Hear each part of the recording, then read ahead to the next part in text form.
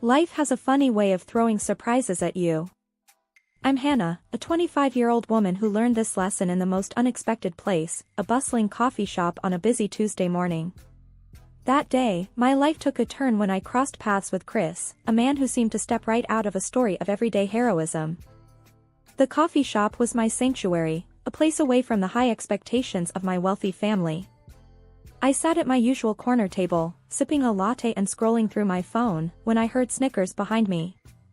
It was the Johnson twins, notorious bullies from my college days. "Look who's here, all alone. Daddy's little girl," sneered Mark, the taller of the two. I tried to ignore them, focusing on my phone, but they weren't done. "I bet that purse costs more than our rent," added Matt, his voice dripping with mockery. Feeling my cheeks burn, I muttered under my breath, "Just leave me alone." That's when Chris, who until that moment was just another customer, stepped in. He was tall, with a rugged look and a confident stance. "Guys, cut it out. She's not bothering you," Chris said, his voice calm but authoritative. Mark laughed mawkishly. "And who are you, her knight in shining armor?" Chris didn't flinch. "Just a guy who hates bullies. Why don't you pick on someone who fights back?" The twins looked taken aback. Matt retorted, "We're just having a bit of fun, man. No need to get worked up." Chris's gaze was unwavering. "It's not fun if she's not laughing. How about showing some respect?" The tension was thick. The twins exchanged a glance, shrugged, and walked away, muttering insults under their breath. Chris turned to me, his face softening. "Sorry about that. Some people just can't grow up. You okay?" he asked, a genuine concern in his eyes. I was still processing the swift change in events. "Yeah, I'm fine. Thanks for stepping in. That was really brave of you." Chris just smiled and shrugged it off. "I'm Chris, by the way. Couldn't just stand by and watch." "I'm Hannah. You really didn't have to do that, but I'm grateful." We ended up talking more. Chris was funny, with a no-nonsense attitude and a surprisingly warm smile. He told me about his job at a local mechanic shop and his passion for fixing up old cars. It was refreshing to talk to someone so grounded and real. As our conversation flowed, I realized how easy it was to talk to him. He listened intently, laughed at my jokes, and shared stories of his own. He had this effortless charm about him that was hard to ignore. When it was time to leave, I found myself wishing the conversation didn't have to end. Chris walked me to the door, and we exchanged numbers. As I walked away, I couldn't help but feel a sense of excitement. Meeting Chris felt like the beginning of something new and unexpected. It's funny how life works. One moment you're just going about your day, and the next, you meet someone who changes everything. That day in the coffee shop, I met Chris, and little did I know, my life was about to change in ways I couldn't have imagined.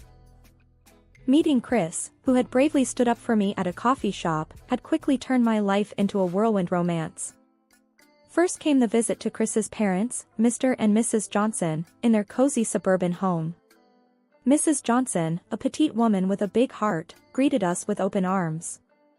"Chris. And this must be Hannah. We've heard so much about you." I felt a warmth in her embrace. "It's really nice to meet you, Mrs. Johnson," I said, smiling. "Oh, please, call me Linda," she insisted, leading us into a living room that felt lived in and welcoming. Mr. Johnson, a tall man with a firm handshake, joined us. "Welcome, Hannah. We're glad Chris found someone special." The conversation over dinner was heartfelt. They asked about my life, and for the first time, I felt valued for who I was, not for my family's wealth.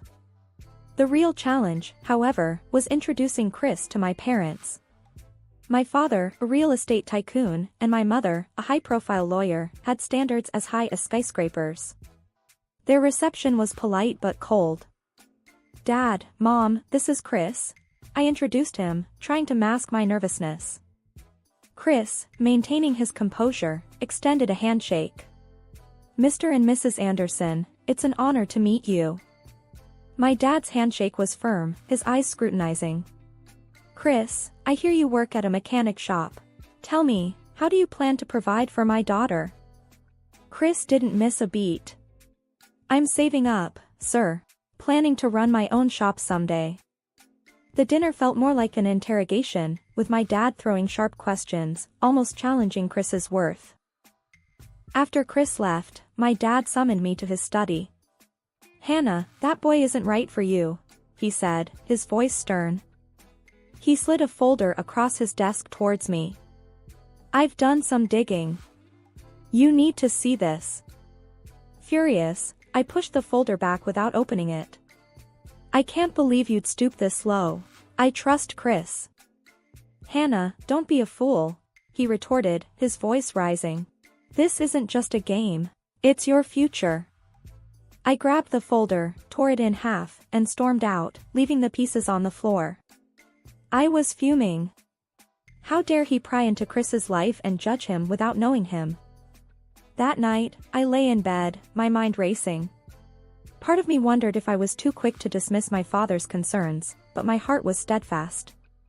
Chris was the man I loved, and no background check was going to change that. As our wedding day approached, I found myself caught in a whirlwind of requests from Chris and his parents. It all started one evening at Chris's house, a few months before the wedding. Hannah, we were thinking, Chris started, a hint of hesitation in his voice. Since you, well, you know, have the means, could you maybe cover the wedding expenses? His parents, Linda and Mr. Johnson, nodded in agreement, their eyes hopeful yet a bit too eager. I was taken aback but masked my surprise with a smile. Sure, I can do that. It's our special day, after all. As the weeks passed, their requests grew. We were at a high-end boutique, selecting wedding attire when Linda pointed at an extravagant dress. Oh, Hannah, this is beautiful, but it's so pricey. I caught the hint. Don't worry, Linda. If you like it, it's yours. Mr. Johnson chimed in, eyeing a suit. Well, if we're all dressing up, might as well go all out, right? I laughed, a bit nervously, and nodded. Of course, Mr. Johnson. Their gratitude was short-lived and soon turned into expectation. Every meeting brought a new request. Hannah, dear, could we add this to the menu? Or, how about a bigger flower arrangement? I found myself agreeing each time, partly because I was in love and partly because I didn't want to disappoint them. But deep down, I felt a twinge of resentment at their growing entitlement. On the wedding day, everything was lavish, paid for from my pocket. Chris looked dashing, and his parents were beaming in their expensive outfits. My parents arrived, their expressions stiff. After the ceremony, during the reception, my father stood up to speak. The room fell silent. Hannah has always lived a life of luxury, he began, his voice stern. But it's time she learned the real world. As of today, she's financially cut off. A wave of whispers swept through the room. I felt my face flush with embarrassment. Chris squeezed my hand, his expression a mix of shock and worry. Dad, you can't do this, I said, my voice trembling. This is for your own good, Hannah. You need to learn to fend for yourself, he replied, unyielding. The rest of the evening felt surreal. Chris and his parents were unusually quiet. As we left, Chris pulled me aside. Hannah, what are we going to do? I forced a smile. We'll manage, Chris. We have each other. But as we drove away, a sinking feeling settled in my stomach. My father's words echoed in my ears, and I couldn't shake off the feeling that my once blissful relationship was about to face its toughest test yet. The honeymoon period didn't last long after the wedding. I quickly realized that my marriage to Chris was going to be nothing like I had imagined. The shift was abrupt and jarring. We moved into Chris's parents' house temporarily, or so I thought. The first morning, I came down to breakfast and was met with cold stares from Linda and Mr. Johnson. The air was thick with tension. Morning, I said, trying to sound cheerful. Linda didn't look up from her coffee. You should start looking for a job, Hannah. We can't afford to feed an extra mouth here. I was taken aback. Oh, I thought. I mean, Chris and I talked about me finding something, but I didn't expect. Mr. Johnson cut in, his tone harsh. Well, your father cut you off, right? Time to pull your weight. I looked at Chris, hoping for some support, but he just stared at his plate. The loving, caring man I married seemed to have vanished. The following days were worse. Chris had turned cold and distant. One evening, as we were clearing the dinner table, he said, "You need to start contributing, Hannah. It's not fair to my parents." I felt a lump in my throat. "Chris, I'm trying. I didn't expect things to change this fast." He scoffed. "Welcome to the real world, Hannah. You can't always rely on Daddy's money." His words stung. I retreated to our room, feeling alone and betrayed. The man who once defended me in public was now a stranger, echoing his parents' harshness. The situation at home became increasingly difficult. Chris's parents treated me more like a burden than a family member. One afternoon, Mr. Johnson cornered me in the living room. "Hannah, you need to fix things with your father." "We need that money," he demanded, his eyes cold and calculating. I stood my ground, although my voice shook. "I won't beg my father for money. I thought you welcomed me as family, not for my father's wealth." He laughed bitterly. "Family? No, we thought you were our ticket to an easy life. But you're just a spoiled brat with no sense of reality." I couldn't believe what I was hearing. The loving family facade had fallen away, revealing their true motives. I was a means to an end, nothing more. That night, I lay in bed, unable to sleep. The walls of the room felt like they were closing in on me. I was trapped in a house with people who saw me as nothing more than a cash cow, and the man I loved had turned into someone I didn't recognize. I missed my old life, but I was determined not to run back to my father. I had to figure this out on my own. But as the days passed, the weight of my situation grew heavier. I was stuck in a loveless marriage, with in-laws who only cared about what I could bring them financially. The harsh reality of my new life was nothing like the fairy tale I had envisioned. I was in a battle, not just for my independence, but for my dignity and self-worth. Living in Chris's parents' house, Hannah, was starting to feel the walls closing in on me. The atmosphere was tense, and the kindness I once saw in Chris and his family had completely vanished. Then, things started to disappear, first small items, then something big. One morning, I noticed my engagement ring wasn't on my bedside table where I usually kept it. Panicking, I searched the room, but it was nowhere to be found. "Chris, have you seen my ring?" I asked, trying to keep the worry out of my voice. He shrugged, not even looking up from his phone. "Maybe you misplaced it. It'll turn up." But it didn't. A few days later, I confronted Linda about it. "Linda, my engagement ring is missing. It's really important to me." Her response was cold, devoid of the warmth I once knew. "Maybe you should be more careful with your things, Hannah." I couldn't believe her indifference. That ring was the last symbol of the love Chris and I shared, or so I thought. Then, more items started disappearing, a pair of earrings here, a designer handbag there. It was like pieces of my old life were being erased, one item at a time. One evening, I caught Linda rummaging through my closet. "What are you doing?" I demanded, my voice shaking with anger. Linda turned, a pair of my shoes in her hand. "We need money, Hannah. These things are just sitting here." I was shocked. "You're selling my things? How could you?" Chris walked in, overhearing the confrontation. "Hannah, we're struggling here. You can't just expect to live off us." I stared at him, disbelief and hurt welling up inside me. "So, you're okay with this? With your parents selling my belongings?" He avoided my gaze. "We have to get by somehow."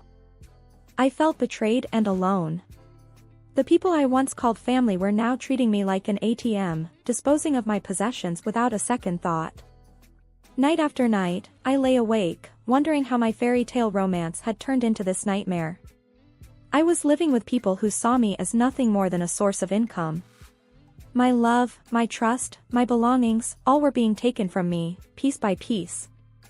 It was a harsh awakening. The life I had known, the love I had cherished, all seemed like a distant dream.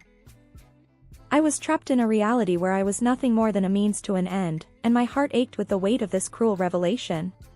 The days at Chris's parents' house grew longer and darker for me. I was struggling to grasp the reality of my situation. I felt isolated, with my belongings disappearing and the family I married into showing their true colors. But nothing prepared me for the chilling discovery I was about to make.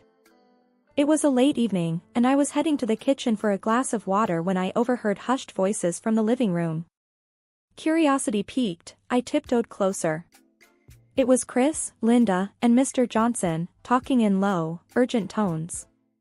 "We need to figure something out, and fast," Chris was saying, his voice laced with frustration.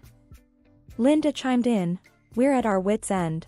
Hannah's not of much use anymore, not without her father's money." I felt a chill run down my spine. I pressed myself against the wall, straining to hear more. Mr. Johnson's voice was gruff. "We could try reaching out to her father, make up some story. Maybe a health scare, something that'll make him open his wallet." My heart pounded in my chest. Were they really plotting to extort money from my father by lying? Chris's response was even more shocking. "No, he won't buy it. We need something more convincing. Maybe if something were to happen to Hannah, an accident, he'd be more inclined to help." I couldn't believe what I was hearing. My husband, the man I loved, was suggesting putting me in harm's way to get money. Linda's voice was cold. "That might work. Her father would have to pay up then." I felt sick to my stomach. Trembling, I backed away from the door, my mind racing. This wasn't just betrayal, it was a threat to my safety. The next morning, Chris found me in the kitchen, his demeanor oddly calm. "Hannah, you look stressed. Everything okay?" I masked my fear, opting to keep my knowledge of their plan to myself. "Just a headache," I lied. Chris's eyes narrowed slightly. "You know, your phone is pretty valuable. We could sell it for some extra cash." Panic surged through me, but I had to think fast. "Actually, I was thinking, maybe I could call my dad. Ask him for some money." Chris's expression changed to one of interest. "Really? You'd do that?" I nodded, trying to keep my voice steady. "Yes, I'll talk to him. Just let me keep my phone for now." He eyed me for a moment, then shrugged. "Fine. But make it quick. We need the money." I nodded, relief washing over me. Keeping my phone meant I had a lifeline, a way to get help. As Chris walked away, I realized the gravity of my situation. I was in a house with people who saw me as nothing more than a cash cow, willing to go to any lengths to get what they wanted. That day, I understood the true colors of the man I married and his family. They were not the loving, caring people I thought I knew. Instead, they were predators, ready to sacrifice my well-being for their gain. Trapped in a house with people plotting against me, I was gripped by fear and desperation. With my father's number dialed on my phone, I faced Chris and his parents, who insisted on being present during the call.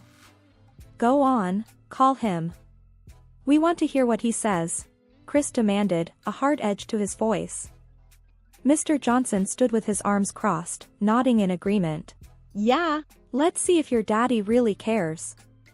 Taking a deep breath, I pressed the call button, my hands trembling. "Dad, it's Hannah," I said, trying to sound calm. "Hannah, what's going on?" Dad's voice was filled with concern. Remembering the code phrase he taught me as a child, I said casually, "Dad, do you remember my old teddy bear, Mr. Snuggles? I really miss him." There was a brief silence on the other end. "Yes, I remember. Don't worry, we'll take care of it," Dad replied, his voice now stern with a hidden urgency. Chris and his parents looked at each other, confused by our cryptic exchange. "So, is he going to send the money?" Chris asked, his impatience growing. I nodded, playing along. "Yes," he said, "he'll help us." An hour passed, the longest hour of my life. Chris and his parents were smirking, confident in their deceitful plan. But their smug expressions turned to horror as the front door was suddenly kicked open. Men in suits, clearly my father's security, stormed in. My father was right behind them, his face a mask of fury and concern. "What the hell is this?" Mr. Johnson blustered, stepping forward only to be restrained by the security. Chris stood up, his face pale. "Mr. Anderson, what are you doing here?" My father's gaze was icy as he walked up to me. "Hannah, are you all right?" I nodded, fighting back tears.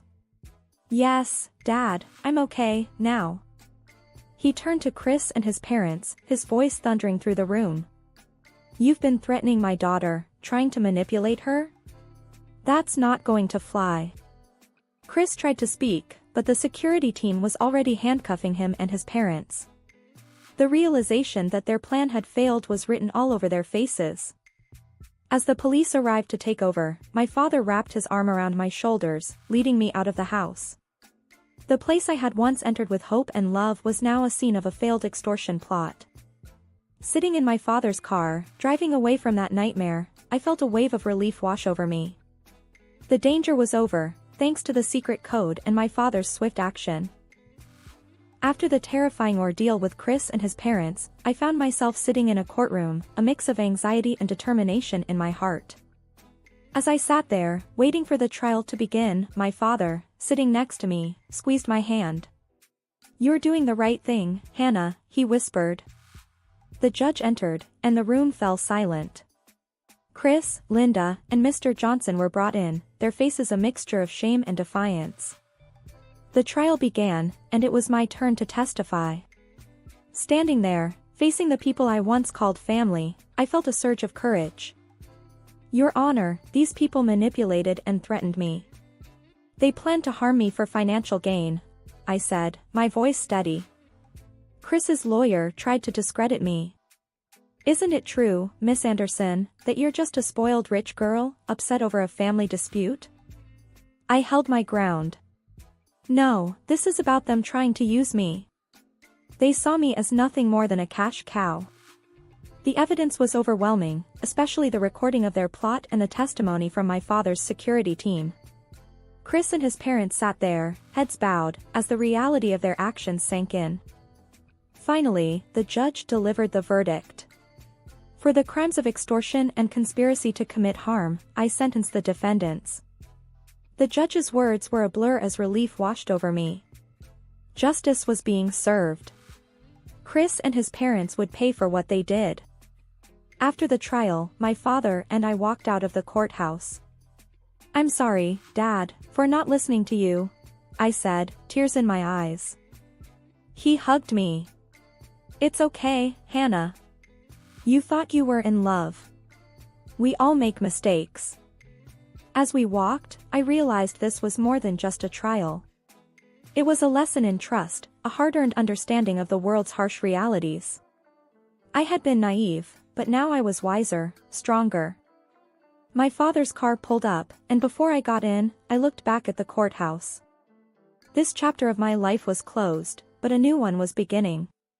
A chapter where I would be more cautious, more aware of people's true intentions.